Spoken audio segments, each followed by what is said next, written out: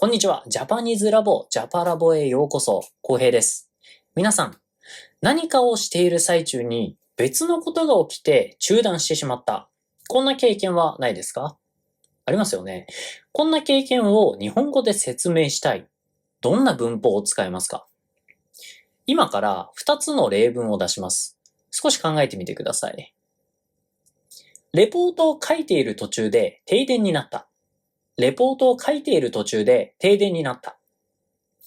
レポートを書きかけたとき、停電になった。レポートを書きかけたとき、停電になった。どちらも文法的に間違いではなさそうですね。でも、実はこの2つ、日本人の頭の中では全く違う映像、全く違うイメージがあるんですね。今日はこのしている途中と仕掛けたとき、この2つの文法を勉強して、もっと自然な日本語ができるようにしていこうと思います。まず結論からいきましょう。一番大きな違いは、中断したか、まだ続いているか。そしてドラマがあるかないかです。している途中というのは動作が継続中であること。これを説明しています。さらに客観的な状況を説明しています。一方で仕掛けたとき、これは動作が中断したところ、ここにフォーカスを当てています。つまりドラマチックな転換が起こっているんですね。何かが終わって何かが始まった。この移り変わり。ここに焦点を置いています。もう一度いきます。している途中というのは、ある動作が続いている。さらに、その時間の中のある一点を切り取った、ここのイメージです。ね。動作はまだ続いています。一方で、仕掛けた時は、動作が始まったまさにその瞬間。もしくは、何かが起こる寸前、直前に何かが起こったという、この変わるところ。ここの瞬間をイメージしています。この違いがあります。具体的に見ていきましょう。まずは、仕掛ける。仕掛けるというのは、先ほども言いましたが、動作の開始点に強くフォーカスをしています。使う動詞の種類によって意味が変わるので気をつけましょう。まず一つ目。一つ目の意味は、何かを始めたけど途中でやめて、さらにまだ終わっていない状態です。これは食べる、読むのような時間をかけて行う継続された動詞と一緒に使われます。息子は宿題をやりかけたが、今はゲームをしている。息子は宿題をやりかけたが、今はゲームをしている。これは息子が宿題をやっている途中なのではなく、宿題は一度始めた。でも、もうやめていて、今はゲームをしている。という状況です。つまり、状況のイメージはゲームをしているところなんですね。ゲームをするまでのこのドラマを説明しているんです。ね。宿題を始めた。でもやめた。今は違うことをしている。ここを説明しています。この本を読みかけたところで急な来客があった。この本を読みかけたところで急な来客があった。本を読み始めた。まさにその瞬間に来客があって読むのをやめた。ね。ここで伝えていることは急な来客があったということです。ここでイメージされているのは来客が来たところなんですが、その直前までのドラマも説明しているんですね。つまり、ちょっと自分の気持ちが入ってるんですよ。ね。本を読もう。楽しみですよね。本を読もうと思って読み始めたら来客があって止まってしまった。その時の気持ちは、読みたかったのに、ですよね。読みたかったのに、今止まっている。で、来客があった。このドラマ。ここを説明しています。もう一つの意味。寸前で起こらなかった出来事です。もう少しで何々しそうになるという寸前の状況を説明する。これは、落ちる、死ぬ、忘れるのような一瞬で終わる動詞と一緒に使われます。起こったらもう終わるっていうような動詞ですよね。この使い方は危なかったっていう状況を説明するのによく使われます。駅のホームを歩いていたら線路に落ちかけた。駅のホームを歩いていたら線路に落ちかけた。これは危うく落ちるところだったけど、実際は落ちなかったという意味ですね。落ちてはいません。ただ、本当に危なかったという状況を説明しています。駅のホームを歩いていたが、線路には落ちなかった。これでは何も説明ができていないんですね。落ちそうになって落ちなかったっていうのをギリギリでヒヤヒヤした。危なかったんだっていう感情を込めて伝えるときに使うんですね。線路に落ちかけた。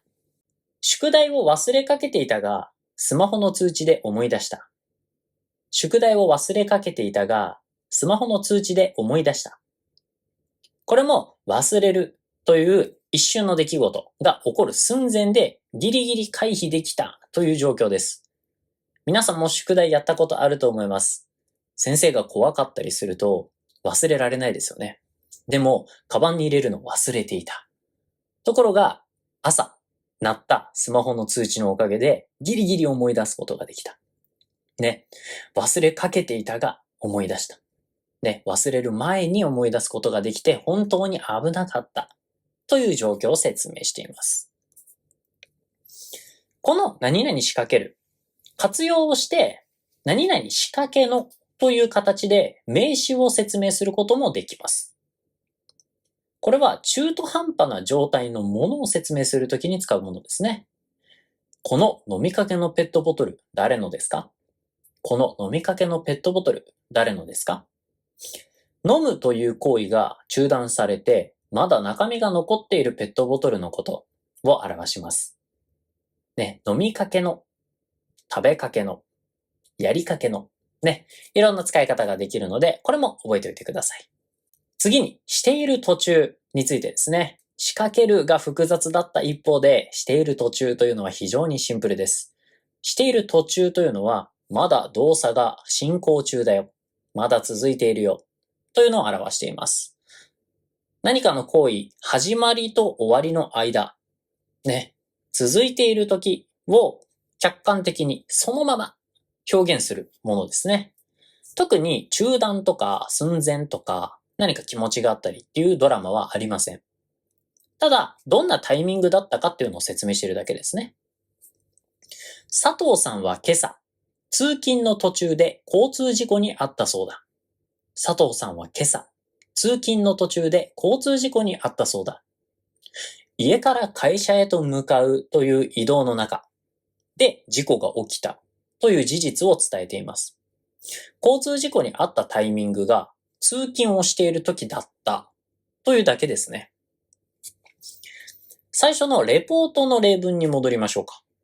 レポートを書いている途中で停電になったというのは、レポートを作成しているという時に停電が起きたというだけの客観的な説明です。特にレポートを書くのが止まったりとか、何か大変なことが起こったみたいな説明はこの文章には一切含まれていません。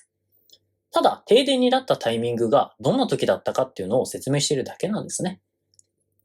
一方で、レポートを書きかけた時、停電になったというのは、よし、書くぞ。ね、今日でレポートを終わらせるぞ。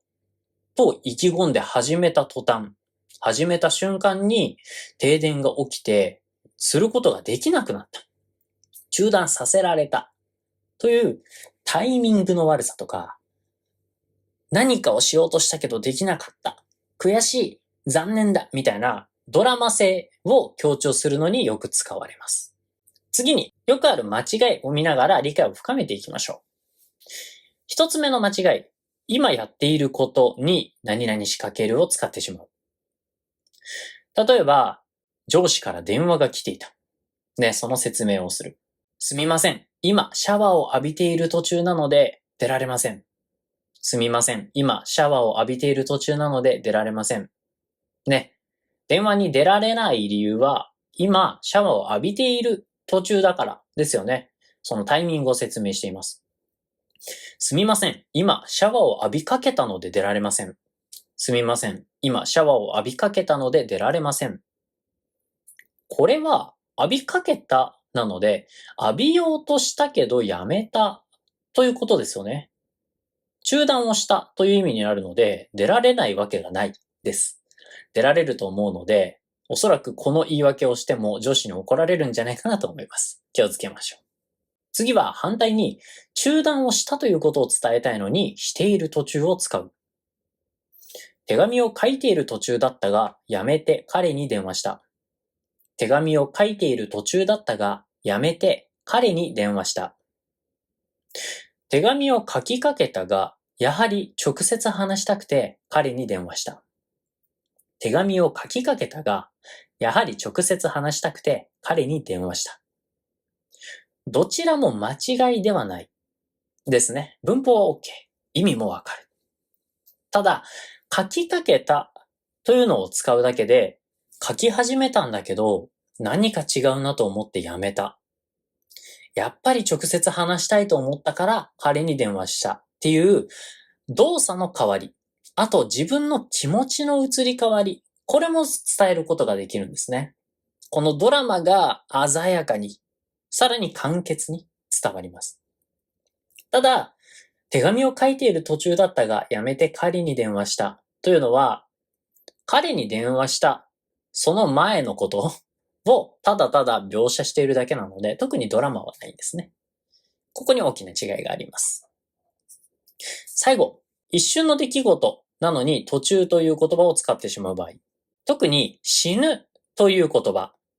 これは一瞬の出来事ですよね。他にも落ちる、忘れる。これもそうです。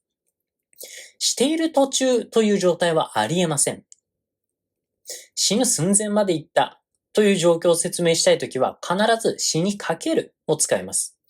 一瞬の出来事が起こる直前の話、その寸前を説明したいときなので、している途中という状態を表す文法はできない。この動詞の種類と文法の種類を一致させることがすごく大切ということですね。では、最後にチェックリストを見ていきましょうか。この使い分けのチェックリストを確認することでもっとイメージが深まるかもしれません。一つ目、その動作は今まさに行われているかどうか。これ、イエスだった場合はしている途中を使ってください。動作を始めた直後に中断した。イエスだったら仕掛けたを使いましょう。この場合、動詞は食べる、読むなど時間がかかる動詞に限られます。何かがもう少しで起こりそうだった。何かがもう少しで起こりそうだった。イエスだったら仕掛けたを使いましょう。この場合の動詞は落ちる、忘れるなど一瞬で終わるものに限られます。何か中途半端な状態のものについて説明したい。何か中途半端なものの状態について説明したい。イエスだったら何々仕掛けの何々という文法を使いましょう。仕掛けるをのを使って名詞を説明することができるものです。